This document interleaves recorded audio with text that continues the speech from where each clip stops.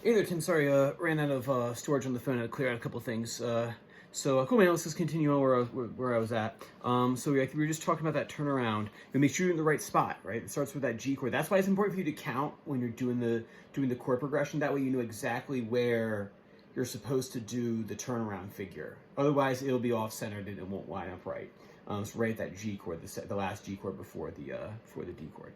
Back to the beginning of the tune. So you have the.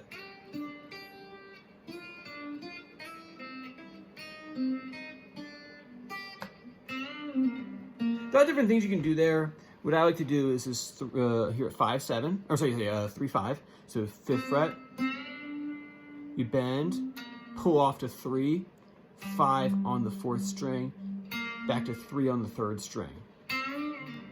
And we can work on your bends next time. I think we started kind of talking about it a little bit last lesson. So there's the turnaround figure. Next thing, the next thing I want to talk about are the options in soloing. So you have two options here. You can either choose to do your BB King, one box fits all. You just do one box and it'll sound bluesy. And the second one's a bit more sophisticated in the sense that you're outlining the chord changes. So I'm going to explain both to you, okay? Well, let's look at the first option. So just box one BB King style solos. And that'll be something like this. Let's turn that up so you can hear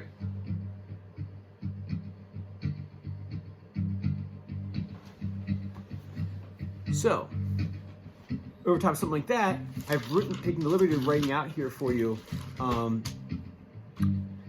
G minor pentatonic box 1. So it's kind of weird, like the minor pentatonic fits over top of a G blues.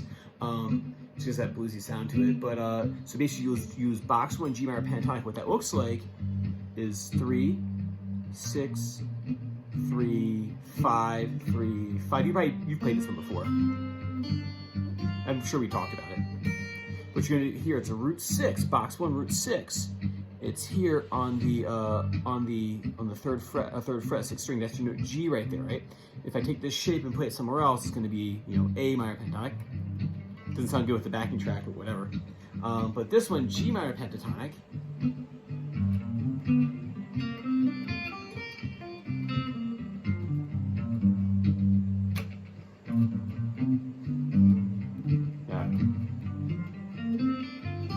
Sounds fine, right?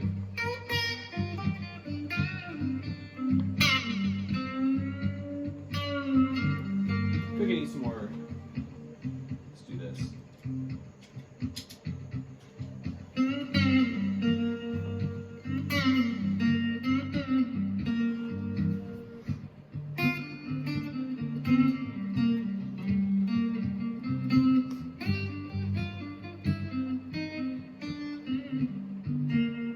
Or option 2.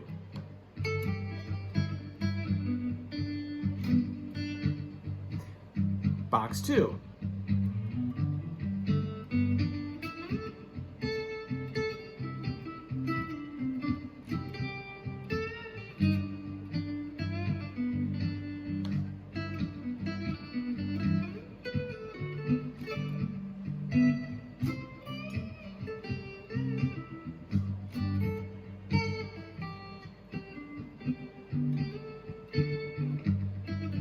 See, so they both have their own kind of thing going on about it.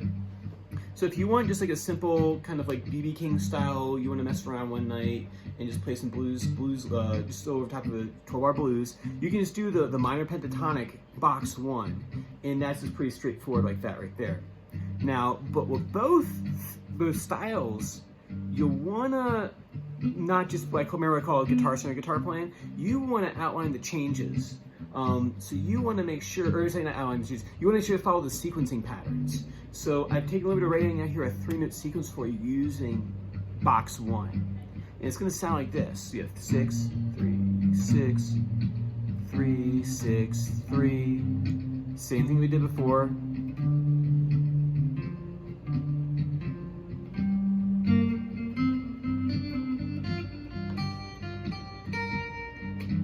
Dee-da-dee, da-bo-da, dee-da-dee, da-bo-da.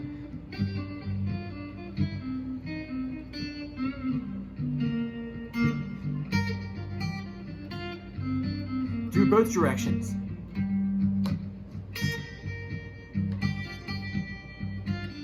You don't need to run up and down the whole thing all the time. Double da dee.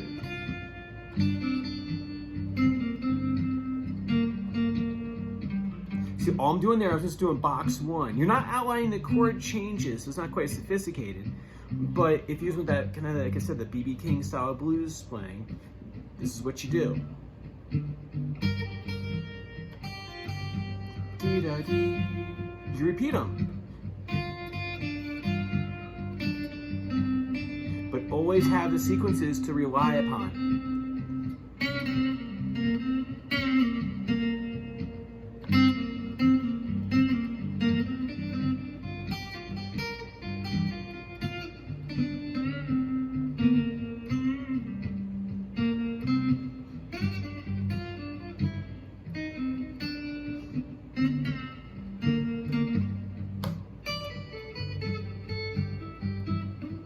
So option 2.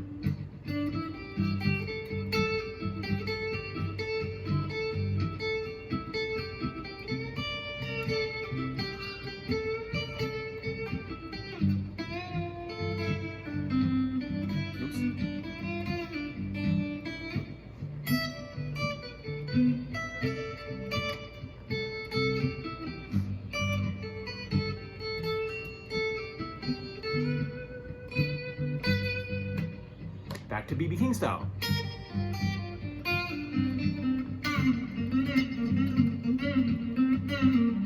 See, that's kind of stuff there. That's a sequence work with a bend in it.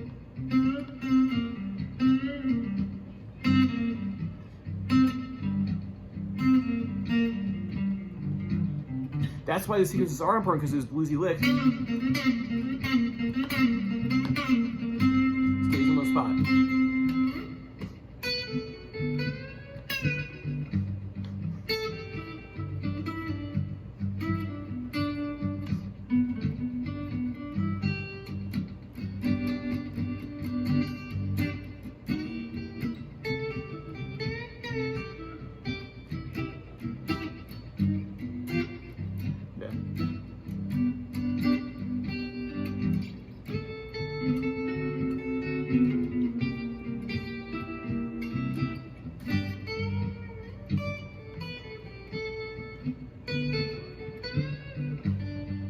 Anyway, cool. So there I was kind of drifting between.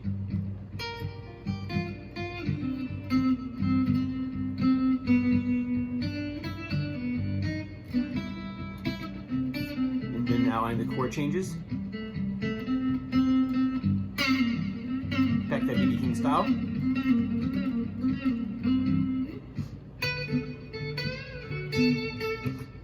And chord changes. B.B. King style.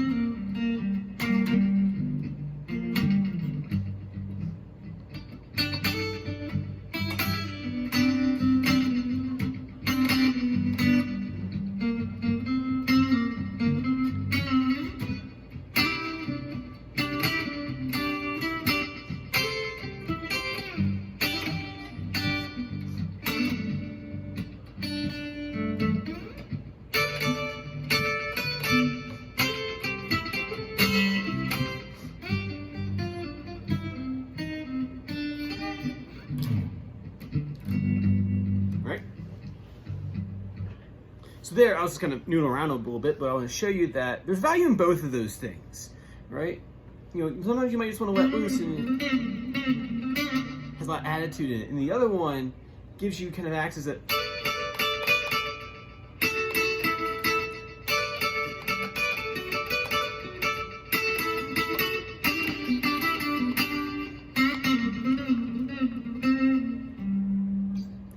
right? So you want to practice both of those things. And like I said, it takes more brain work to do the second option, which is following what I was doing box 2, which we've been talking about for several weeks now. It takes more brain power to do that. But one thing that you both need to follow is you need some sort of cohesion with some sort of sequencing pattern when you're playing. Otherwise, it sounds kind of chaotic and there's no real ebb and flow to the solo. So cool, man. There it is. that's it right there. If you have any questions about any of this, shoot me a message. It takes me literally like three minutes to like type something back and clarify anything that was unclear for you. So, all right, man. Cool. There it is. I will see you same normal time next time. All right. See you, man. Bye.